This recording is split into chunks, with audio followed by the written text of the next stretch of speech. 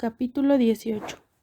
La inteligencia y la vida y el conocimiento, el intelecto y las emociones, la emoción como instrumento del conocimiento, la evolución de las emociones desde el punto de vista del conocimiento, las emociones puras e impuras, las emociones personales y superpersonales, la eliminación del elemento personal como medio de aproximación al conocimiento verdadero. Sed como niños, benditos los puros de corazón.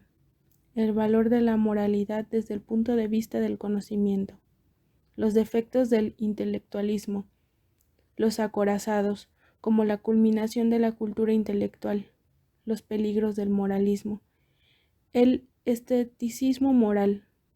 La religión y el arte como formas organizadas de conocimiento emocional. El conocimiento de Dios y el conocimiento de la belleza. El significado de la vida. Este es el tema eterno de las especulaciones humanas. Todos los sistemas filosóficos, todas las enseñanzas religiosas, se empeñan en hallar y dar a los hombres una respuesta a esta pregunta. ¿Qué constituye el significado de la vida? Algunos dicen que el significado de la vida radica en que gocemos de ella, mientras aguardamos el horror final de la muerte. Otros dicen que el significado de la vida consiste en nuestro mejoramiento personal y en crearnos un futuro mejor más allá de la tumba o en vidas futuras. Un tercer grupo dice que el significado está en la aproximación al no ser. El cuarto grupo dice que el significado consiste en la perfección de la raza, en el ordenamiento de la vida sobre la tierra. El quinto grupo niega toda la posibilidad de búsqueda de significado, etc. Todas estas explicaciones sufren un defecto. Todas tratan de hallar el significado de la vida fuera de ésta, en el futuro de la humanidad o en la existencia problemática después de la muerte, o en la evolución del ego a través de largas reencarnaciones sucesivas, siempre en algo fuera de la vida presente del hombre. Pero si en vez de especular los hombres miraran simplemente dentro de ellos, verían que en realidad el significado de la vida no es, después de todo, tan oscuro. Consiste en el conocimiento. Toda la vida, mediante todos sus hechos, acontecimientos y accidentes, agitaciones y atracciones, nos conduce siempre hacia el conocimiento de algo. Toda la experiencia de la vida es conocimiento. La emoción más fuerte del hombre es anhelo por lo desconocido. Hasta en el amor, la atracción más fuerte a la que se sacrifica todo es la atracción de lo desconocido, de lo nuevo. Curiosidad. El poeta y filósofo persa Al-Ghazali dice: la función suprema del alma del hombre es la percepción de la verdad. Al comienzo de este libro se reconocieron a como existentes la vida interior y el mundo exterior. El mundo es todo lo que existe. La función de la vida interior puede definirse como la comprensión de la existencia. El hombre comprende su existencia y la existencia del mundo del cual es parte. A su relación consigo mismo y con el mundo se le llama conocimiento. La ampliación y la profundización de la relación de uno mismo y el mundo es una ampliación del conocimiento. Todas las facultades mentales del hombre, todos los elementos de su vida interior, sensaciones, representaciones, conceptos, ideas, juicios, conclusiones, sentimientos, emociones, incluso la creación, son los instrumentos del conocimiento que poseemos. Los sentimientos, desde las emociones más simples hasta las más elevadas, como las estéticas, religiosas y morales, y la creación, desde la de un salvaje que se inventa una hacha de piedra hasta la de Beethoven, son medios del conocimiento. Solo a nuestra estrecha visión humana le parece que sirven a otras finalidades, la protección de la vida, la creación de algo o el goce. En realidad, todo esto sirve al conocimiento. Los evolucionistas, los adherentes de Darwin, dirán que la lucha por la existencia y la selección de los más aptos crearon la mente y el sentimiento del hombre moderno, que la mente y el sentimiento sirven a la vida, protegen la vida de los individuos separados o de la especie y que, aparte de esto, en sí mismos no tienen significado. A esto puede oponérsele el mismo argumento usado contra la idea de la mecanicidad del universo, a saber, si la inteligencia existe, entonces nada existe, excepto la inteligencia, la lucha por la existencia y la sobrevivencia de los más aptos. Si en verdad representan tal papel en la creación de la vida, tampoco son accidentes, sino productos de una inteligencia que no conocemos y, como todo lo demás, sirven al conocimiento. Pero nosotros no comprendemos, no vemos la presencia de la inteligencia en los fenómenos y las leyes de la naturaleza. Esto ocurre porque siempre nosotros no estudiamos el todo, sino una parte, y no vemos el todo que deseamos estudiar. Pero estudiando el dedo meñique de un hombre, no podemos ver la inteligencia de ese hombre. Lo mismo se refiere a la naturaleza. Estudiamos siempre el meñique de la naturaleza. Si comprendemos esto y no entendemos que toda vida es la manifestación de una parte de algún todo, solo entonces se abre una posibilidad de conocer a ese todo. A fin de conocer la inteligencia de un todo dado, debe entenderse el carácter de ese todo y sus funciones, de manera que la función del hombre es el conocimiento y el conocimiento de sí, pero sin entender al hombre como un todo, es imposible entender su función. A fin de entender qué es nuestra mente, cuya función es el conocimiento, es necesario aclarar nuestra relación con la vida. En el capítulo 10 intentamos, sobre la base de una analogía con el mundo de los seres bidimensionales imaginarios, definir a la vida como un movimiento en una esfera superior en comparación con una esfera dada. Desde este punto de vista, toda vida separada es, por decirlo así, la manifestación en nuestra esfera de una parte de una de las inteligencias de otra esfera. Estas inteligencias parecen mirarnos por medio de las vidas que nosotros vemos. Cuando muere un hombre, se cierra un ojo del universo, dice Fechner. Toda vida humana separada es un momento de la vida del gran ser que vive en nosotros. Toda vida separada de un árbol es un momento de la vida del ser de la especie o la variedad. Las inteligencias de estos seres superiores no existen independientemente de las vidas inferiores. Son dos lados de la misma cosa. Cada mente humana individual puede producir en alguna otra sección del mundo la ilusión de muchas vidas.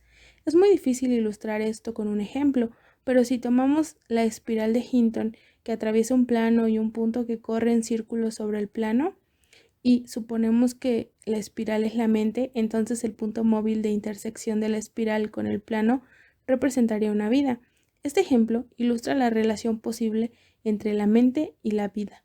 La vida y la muerte nos parecen diferentes y separadas una de la otra porque no sabemos cómo mirar o cómo ver, y a su vez esto debe al hecho de que nos es muy difícil salir del sistema de nuestras divisiones. Vemos la vida de un árbol, este árbol, y si nos dice que la vida del árbol es una manifestación de alguna mente, entendemos que esto significa que la vida de este árbol es una manifestación de la mente de este árbol. Por supuesto, esto es un absurdo que resulta de nuestro pensamiento tridimensional de la mente euclidiana. La vida de ese árbol es una manifestación de la mente de la especie o la variedad, o tal vez de la inteligencia de todo el reino vegetal. Del mismo modo, nuestras vidas individuales son manifestaciones de alguna gran inteligencia. Prueba de esto se halla en el hecho de que nuestras vidas no tienen significado alguno aparte del proceso de adquirir conocimiento, y un hombre reflexivo cesa de sentir dolorosamente la ausencia del significado en la vida solamente cuando comprende esto y empieza a esforzarse conscientemente en la dirección que inconscientemente estaba siguiendo antes.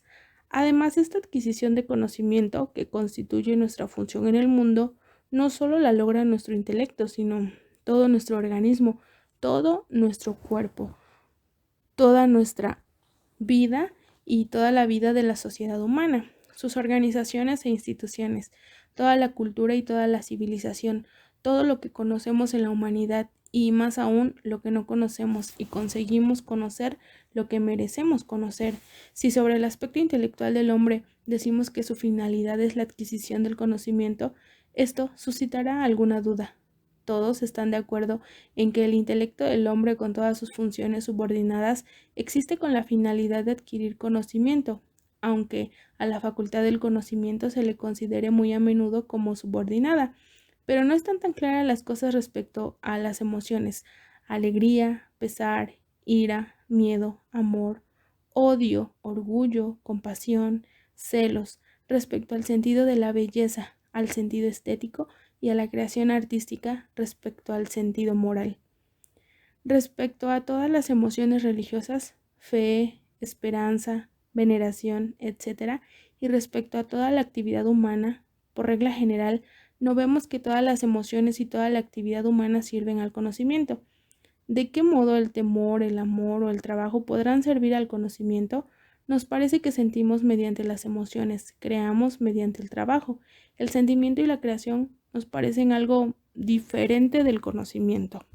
Respecto al trabajo, a la creación, a la fabricación de algo, más bien tendemos a pensar que exigen conocimiento y si lo sirven, lo hacen solo indirectamente. Del mismo modo, no podemos entender cómo las emociones religiosas pueden servir al conocimiento.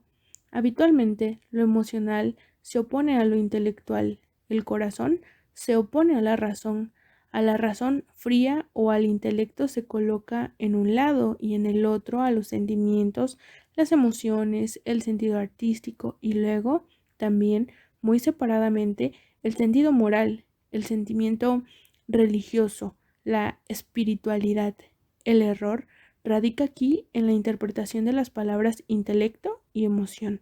Entre intelecto y emoción hay una aguda distinción. El intelecto considerado en conjunto es también emoción, pero en lenguaje coloquial corriente y en psicología conversacional, la razón se opone al sentimiento. Luego viene la voluntad, situada como facultad separada e independiente. Los moralistas colocan al sentido moral como algo muy aparte.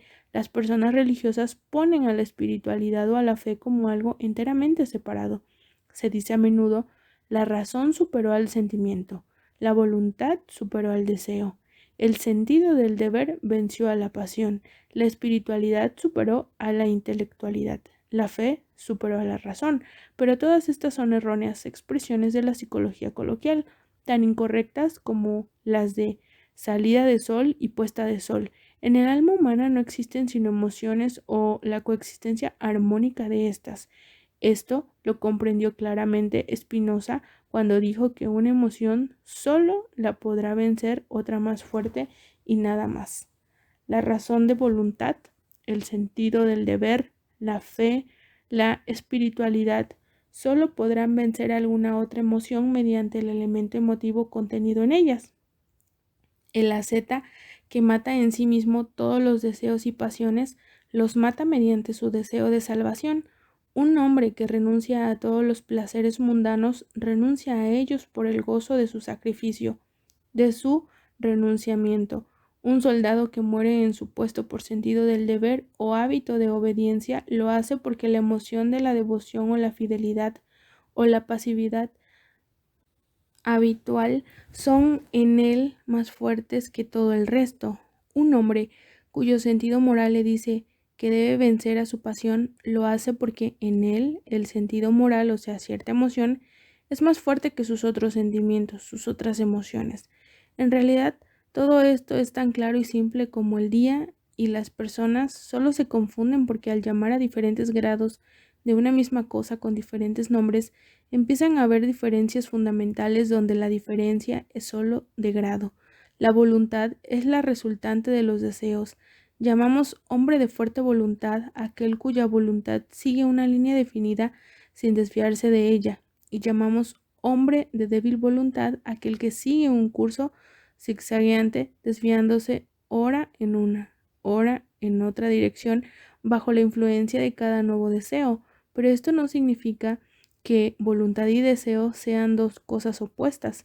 Por el contrario, son una misma cosa porque están construidas con deseos. La razón no puede superar al sentimiento, porque el sentimiento solo puede ser superado por el sentimiento. La razón solo puede proporcionar pensamientos e imágenes que susciten sentimientos, y esto superará el sentimiento de ese momento dado.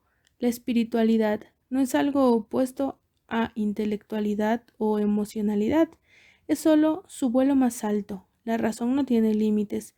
La limitación es una característica que solo pertenece a la mente humana, euclidiana, el intelecto separado de las emociones. ¿Qué es entonces la razón?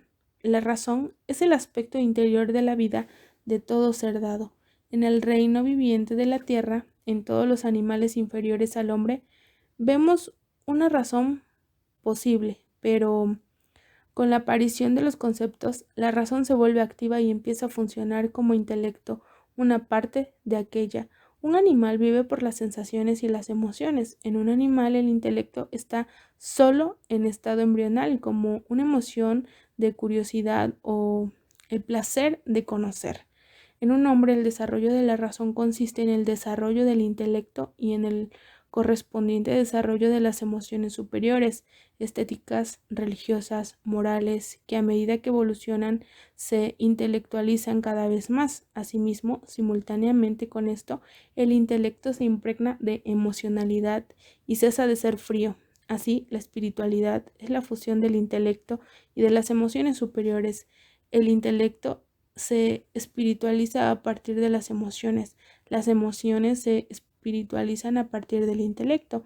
Las funciones de la razón no son limitadas, pero el intelecto humano no se eleva a menudo hasta su forma suprema. Al mismo tiempo, sería asimismo incorrecto decir que la suprema forma humana del conocimiento no será más intelectual, sino algo diferente. Solo esta razón superior está enteramente libre de conceptos lógicos y de la esfera euclidiana. Mucho de esto oiremos del lado de la matemática, que realmente trascendió el dominio de la lógica hace tiempo, pero la trascendió con la ayuda del intelecto. La nueva percepción crece en el suelo del intelecto y de las emociones superiores, pero no es creada por ellos. Un árbol crece de la tierra, pero no es creado por la tierra. Se necesita una semilla. Esta semilla puede estar en el alma o no. Cuando está allí, se le puede hacer brotar o ahogar. Cuando no está allí, nada más podrá tener lugar, y un alma, si se le puede llamar alma, despojada de esta semilla, o sea, incapaz de sentir y reflejar el mundo de lo milagroso, nunca producirá un tallo vivo, sino que siempre reflejará solamente al mundo fenoménico. En la actual etapa de su desarrollo, si bien el hombre aprende a conocer muchas cosas por medio del intelecto, también conoce muchas cosas a través de las emociones. Las emociones de ningún modo son instrumentos del sentimiento por el sentimiento. Todas ellas son instrumentos del conocimiento. Mediante cada emoción el hombre aprende a conocer algo que no puede conocer sin su ayuda, algo que no puede conocer por ninguna otra emoción ni por ningún esfuerzo del intelecto. Si consideramos a la naturaleza emocional del hombre como de por sí limitada, como sirviendo a la vida sin servir al conocimiento, nunca entenderemos su contenido y significación verdaderos. Las emociones sirven al conocimiento. Hay cosas y relaciones que solo pueden conocerse emocionalmente y solo a través de una emoción dada. Para entender la psicología del juego es necesario sentir las emociones de un jugador. Para entender la psicología de la caza es necesario sentir las emociones del cazador. La psicología de un hombre enamorado es incomprensible para un hombre que es indiferente. El estado mental de Arquímedes cuando salió a los altos de su baño e incomprensible para el ciudadano apacible que lo juzga un loco. Los sentimientos de un viajero que respira el aire del mar y contempla su vasta extensión son incomprensibles para un hombre contento con su vida sedentaria. Los sentimientos de un creyente son incomprensibles para un incrédulo, y los de un incrédulo son incomprensibles para un creyente. La razón de por qué los hombres se entienden tan poco entre ellos es que viven siempre por emociones diferentes y solo se entienden entre ellos cuando llegan a experimentar simultáneamente emociones idénticas. La sabiduría popular conoce bien este hecho. El ahito no entiende al hambriento. Dice, un ebrio no es compañero de un sobrio, cada oveja con su pareja. En esta comprensión mutua, o en la ilusión de una comprensión mutua de estar inmersos en emociones similares, radica uno de los principales encantos del amor. Guy de Maupassant expresó esto muy bien en su breve drama Soledad. En esta misma ilusión radica el secreto del poder del alcohol sobre las almas humanas, porque el alcohol produce la ilusión de la comunión de los oímos y estimula simultáneamente la fantasía en dos o más personas. Las emociones son las ventanas de vidrio de colores del alma, ventanas de colores a través de las cuales el alma mira al mundo. Cada una de estas ventanas ayuda a descubrir ciertos colores en el objeto que se examina, pero al mismo tiempo oculta los contrastantes. En consecuencia, es muy correcta la expresión de que una iluminación emocional unilateral nunca podrá dar una idea correcta de un objeto. Nada nos da una idea tan clara de las cosas como las emociones, y nada nos engaña tanto como las emociones. Cada emoción tiene su propia finalidad de existencia, pero el valor cognoscitivo de las emociones es diferente. Hay emociones que son necesarias, importantes, indispensables para una vida de conocimiento, y hay emociones que estorban más que ayudan a la comprensión. Teóricamente todas las emociones sirven al conocimiento, todas las emociones surgen como una consecuencia de la cognición de una u otra cosa. Tomemos una de las emociones más elementales, digamos, la emoción del temor. Indudablemente hay relaciones que pueden conocerse solo a través del temor. Un hombre que nunca experimentó temor jamás experimentará muchas cosas en la vida y en la naturaleza. No entenderá muchos de los principales motivos de la vida de la humanidad. ¿Qué otra cosa sino el temor al hambre y al frío fuerza a la mayoría de los hombres a trabajar? Ese hombre no logrará entender y muchas relaciones del reino animal. Por ejemplo, nunca entenderá la esencia de la relación de los mamíferos con los reptiles.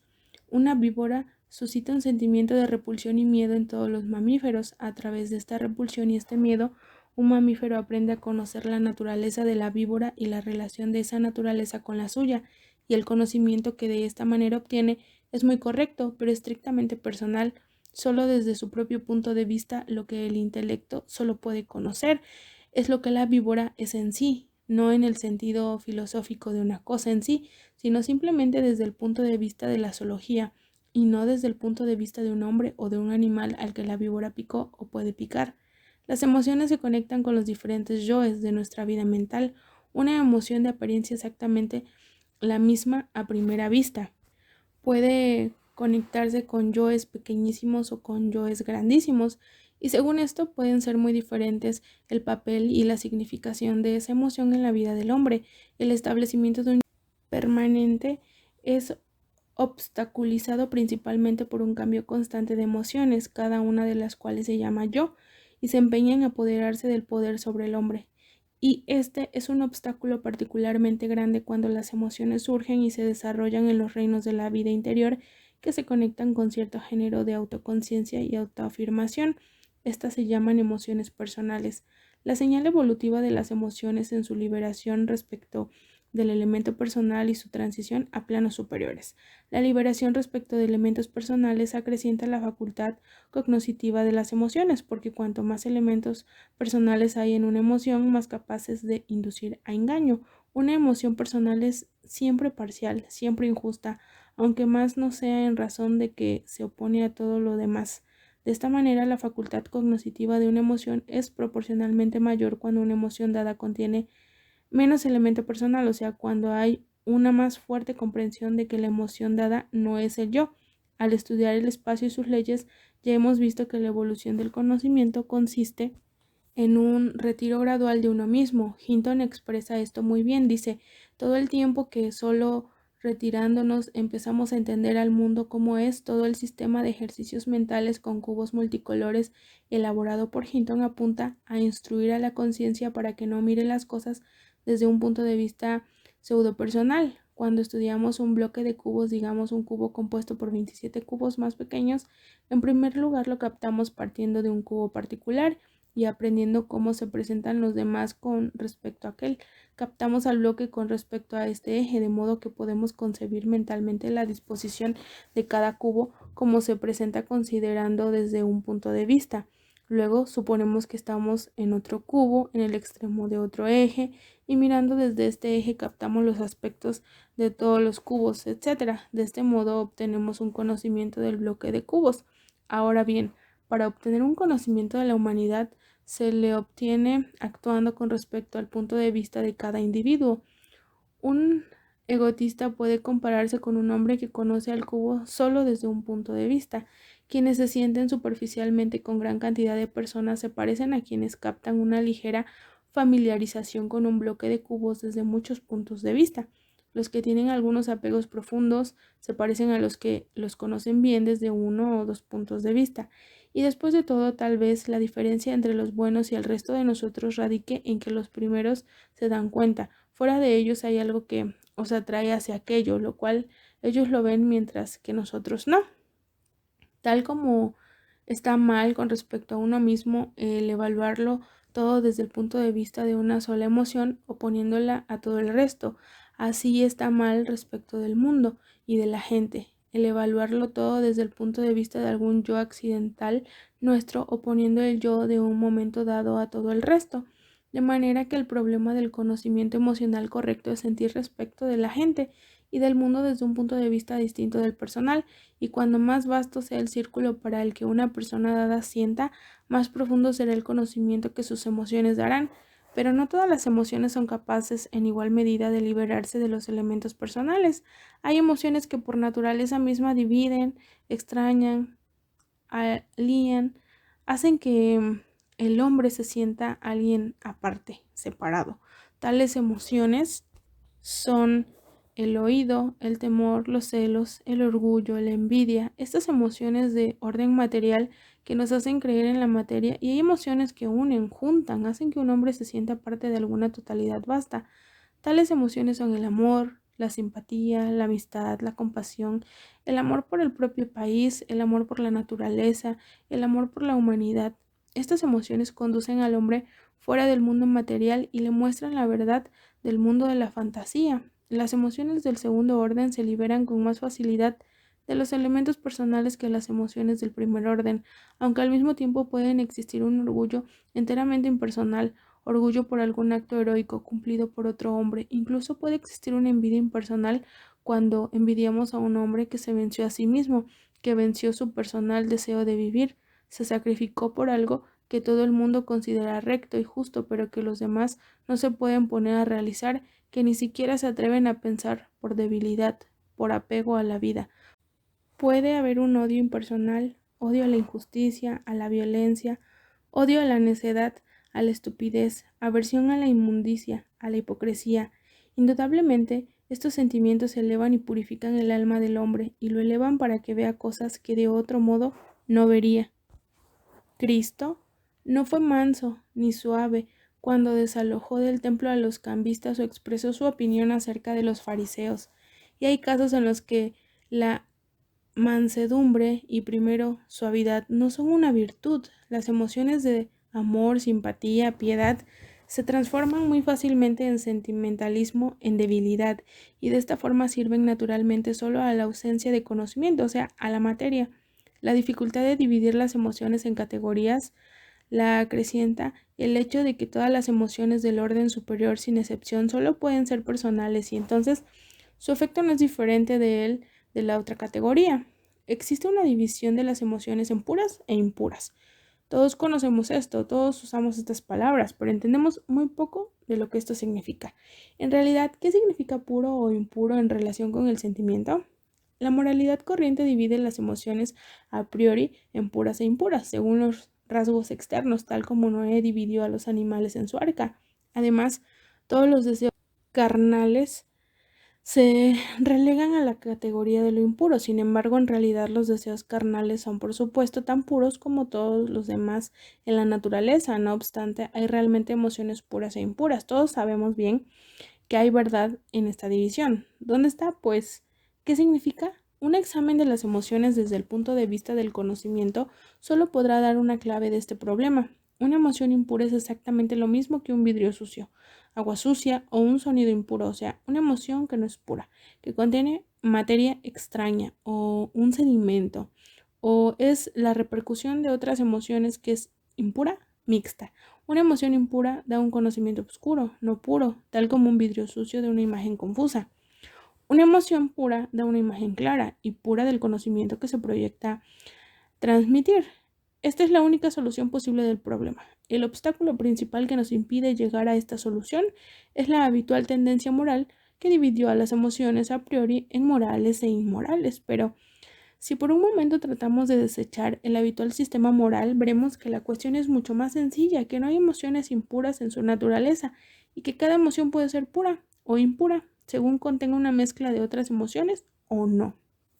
Puede existir sensualidad pura, la sensualidad del cantar, de los cantares, que se transforma en sensación de la vida cósmica y nos permite oír al acompañado latido de la naturaleza, y puede existir sensualidad mezclada con otras emociones, buenas o malas desde el punto de vista moral, pero que igualmente tornan turbulenta a la sensualidad. Puede existir simpatía pura y simpatía mezclada con cálculo para recibir algo a cambio de la nuestra. Puede existir el deseo puro de conocer, una sed de conocimiento por el conocimiento mismo, y puede existir una búsqueda de conocimiento inducida por consideraciones de beneficio y ganancia que han de derivar de este conocimiento. En sus manifestaciones externas, las emociones puras e impuras pueden diferir muy poco.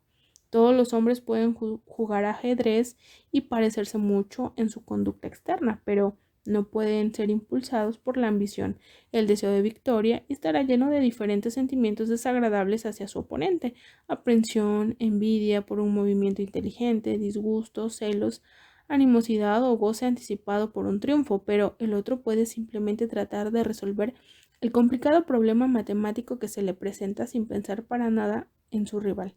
La emoción del primero será impura, porque está demasiado mezclada. La emoción del segundo será pura, por supuesto, por lo que esto significa es que es perfectamente evidente. Ejemplos de tal división de emociones similares en lo externo pueden verse constantemente en las actividades artísticas, literarias, científicas, sociales y hasta espirituales y religiosas de los hombres. En todos los dominios, solo la victoria completa sobre el elemento personal conduce al hombre a un correcto conocimiento del mundo y de sí mismo. Todas las emociones matizadas por el elemento personal semejan vidrios cóncavos, convexos o distorsionantes que refractan incorrectamente los rayos y de tal manera deforman la imagen del mundo. El problema del conocimiento emocional consiste, pues, en una correspondiente preparación de las emociones que sirven de instrumentos del conocimiento. Sed como niños y bienaventurados los puros de corazón. Estas palabras de los evangelios hablan primero de todo acerca de la purificación de las emociones.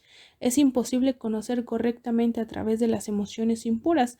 En consecuencia, en bien de un conocimiento correcto del mundo y de uno mismo, debe proseguir en el hombre el trabajo de purificación y elevación de las emociones. Esto último nos aporta una visión totalmente nueva de la moralidad cuyo objetivo consiste precisamente en establecer un sistema de correcta relación con las emociones y en ayudar a su purificación y elevación. Cesa de ser a nuestros ojos un ejercicio tedioso y autónomo de la virtud. La moralidad es una forma de la estética. Lo que no es moral primero de todo no es estético, porque no está coordinado, no es armónico.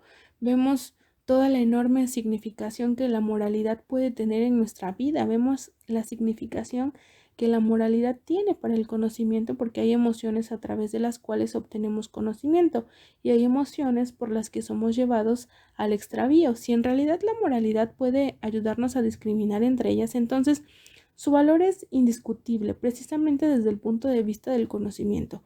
La psicología de nuestro lenguaje coloquial sabe muy bien que la maldad, el odio, la ira ciegan a un hombre, oscurecen su razón, saben que el temor lo enloquece, etcétera, etcétera.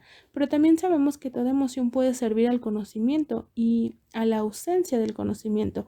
Tomemos una emoción valiosa y capaz, elevadísima de evolución, como el placer de la actividad. Esta emoción es una potente fuerza motora de la cultura, sirve para el perfeccionamiento de la vida y el desarrollo de todas las facultades superiores del hombre, pero la misma emoción es también la causa de una interminable serie de errores y de pasos en falso que la humanidad comete y por los que después ha de pagar acerbamente. En la excitación de la actividad, el hombre tiende fácilmente a olvidar el objeto por el que empezó a actuar, a confundir a la actividad misma con el objeto y con el fin de preservar la actividad a sacrificar el objeto.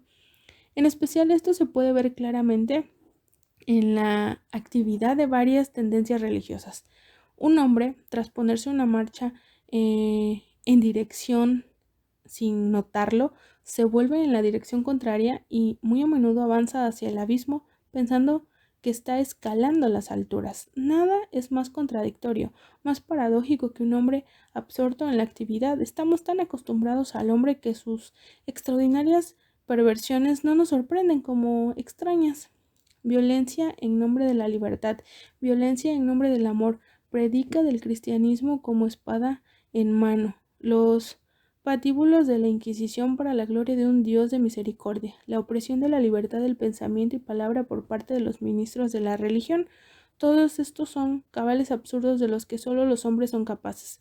Entender correctamente a la moralidad, no como ésta, sino como debería ser, podría salvarnos en gran medida de tales perversiones del pensamiento. En conjunto, hay poquísima moralidad en nuestra vida. La cultura europea siguió la senda del desarrollo intelectual. El intelecto inventó y organizó sin pensar en el significado moral de su actividad, y esto condujo al resultado de que la culminación de la cultura europea es el acorazado. Muchas personas piensan de este modo y debido a esto asumen una actitud negativa y hacia toda la cultura, pero esto es también injusto. Además del acorazado, el pensamiento europeo produjo mucho que es útil y valioso, mucho que hace más cómoda la vida, la elaboración de principios de libertad y de justicia, la abolición de la esclavitud, aunque nominal, en muchas esferas, la victoria sobre la naturaleza hostil, medios para diseminar el pensamiento, la prensa, los milagros de la medicina y la cirugía modernas, todos estos son indudablemente logros reales y deben tomarse en consideración, pero en ellos no hay moralidad, o sea, no hay verdad, por el contrario, hay muchas mentiras.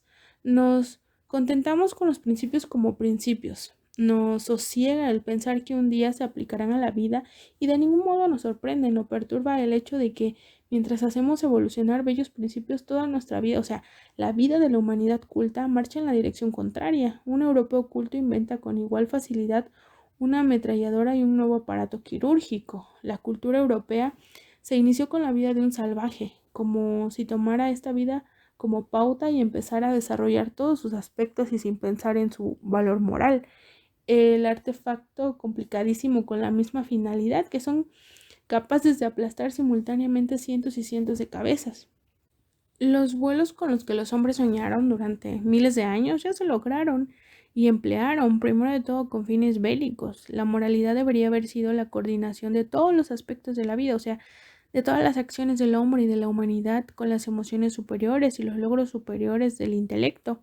Desde este punto de vista, resulta claro por qué se dijo que la moralidad es una forma de la estética. La estética, el sentido de la belleza y es el sentido de la relación de las partes con el todo, la necesidad de cierta relación armónica, y la moralidad es lo mismo. Las acciones, los pensamientos y los sentimientos no son morales cuando son incoordinados, inarmónicos, con la comprensión superior y las sensaciones superiores accesibles al hombre.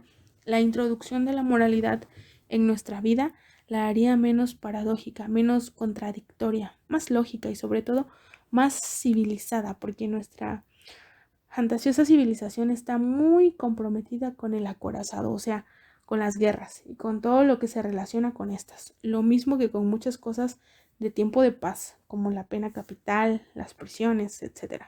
La moralidad o la estética moral, en el sentido en que se le toma aquí, es indispensable para nosotros. Sin ella olvidamos con demasiada facilidad que la palabra tiene, después de todo, alguna relación con el acto. Nos interesamos por muchas cosas, examinamos muchas cosas, pero por alguna razón fracasamos completamente en advertir la falta de correspondencia entre nuestra vida espiritual y nuestra vida en la tierra.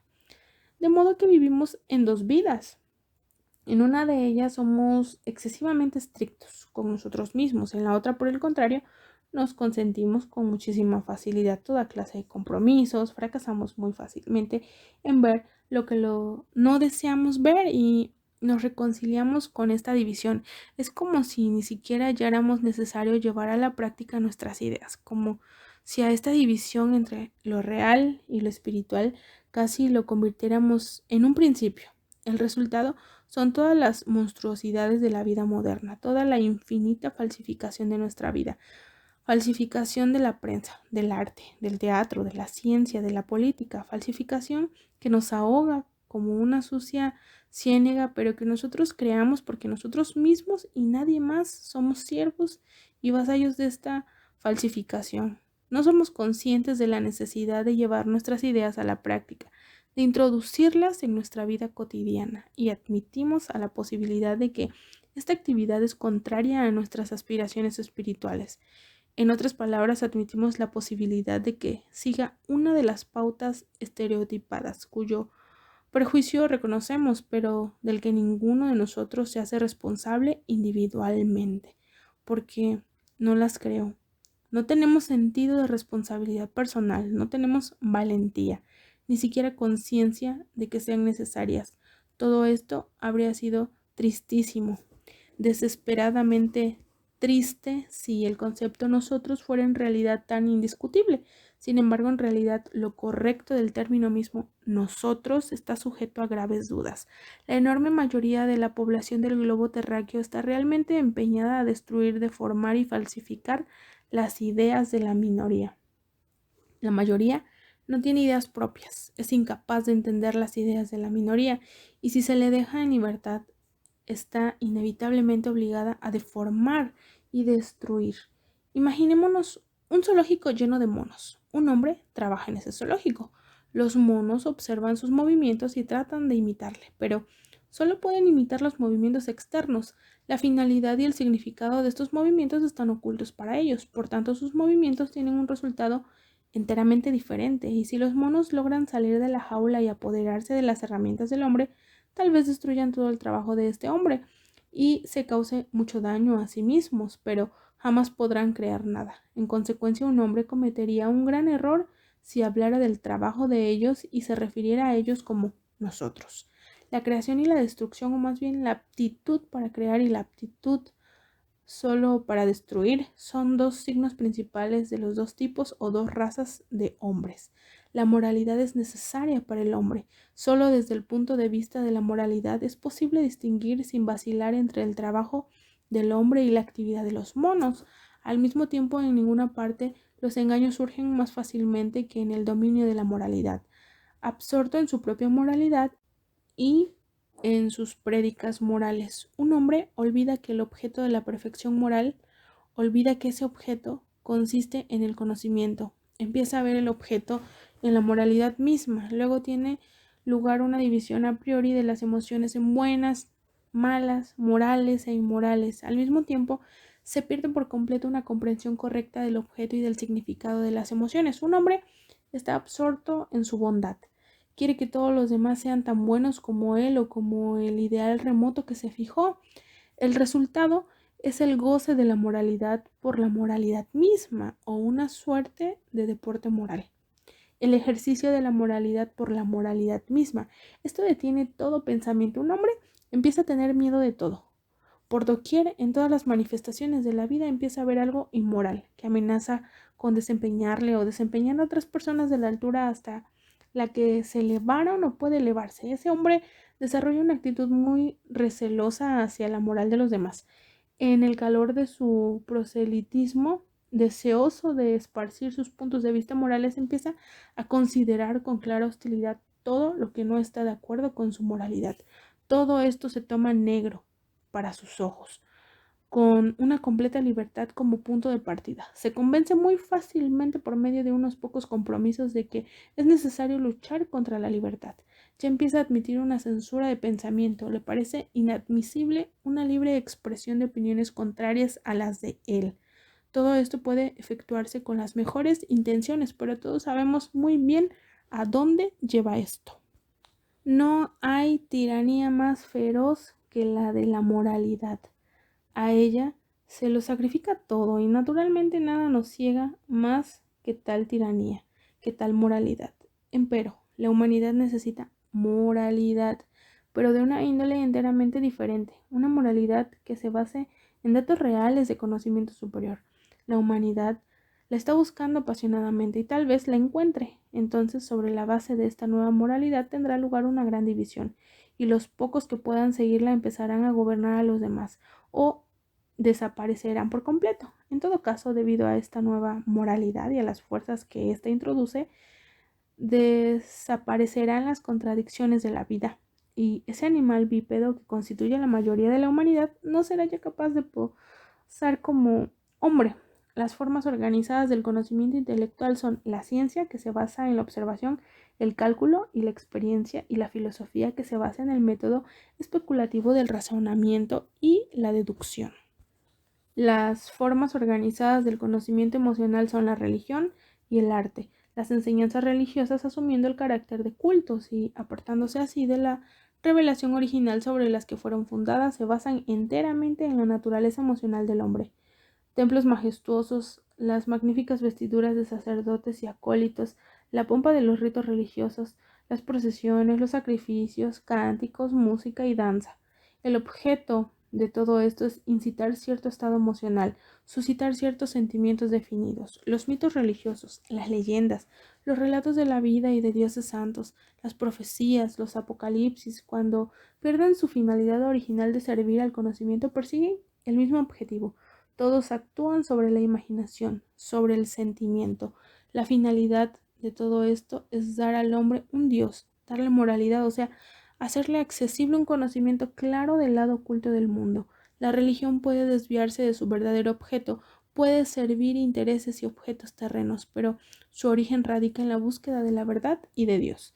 El arte sirve a la belleza, o sea, a un género particular de conocimiento emocional. El arte halla su belleza en todo y hace que un hombre lo sienta y de esta manera conozca. El arte es un potente instrumento del conocimiento del mundo neumónico, los misterios, unos más profundos y más asombrosos que otros, se revelan a la visión del hombre si éste tiene la llave mágica, pero el mero pensar que este misterioso no es para el conocimiento, sino para el goce, destruye todo el encanto. Tan pronto como el arte empieza a gozar de la belleza que ya se halló, en vez de buscar nueva belleza, todo progreso se detiene y el arte se transforma en un inútil esteticismo que rodea al hombre con un muro y le impide ver más allá.